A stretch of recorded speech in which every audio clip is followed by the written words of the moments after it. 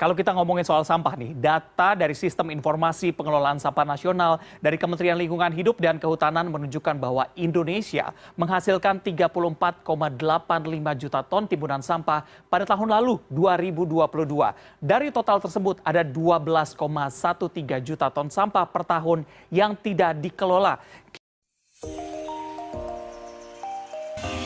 Jadi kasus mengenai sampah ini seringkali berkaitan dengan masalah pengelolaan, dampak lingkungan, dan kesehatan masyarakat.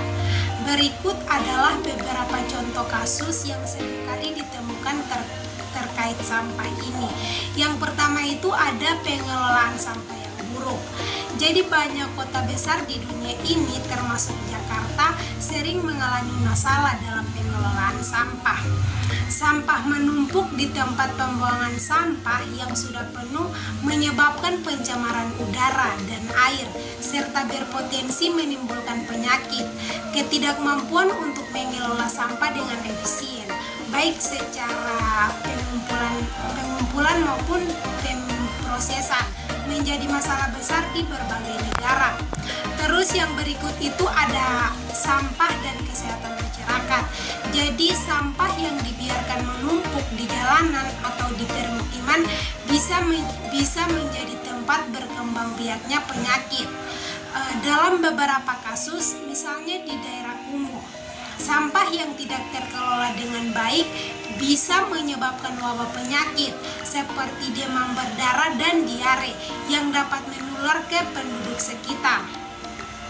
Masalah sampah ini adalah isu global yang memerlukan kerjasama dari berbagai pihak, mulai dari pemerintah, masyarakat, hingga sektor swasta untuk mencari solusi yang berkelanjutan. Jadi untuk mengatasi kebiasaan membuang sampah sembarangan ini memerlukan pendekatan yang melibatkan edukasi, kesadaran, dan fasilitas yang memadai.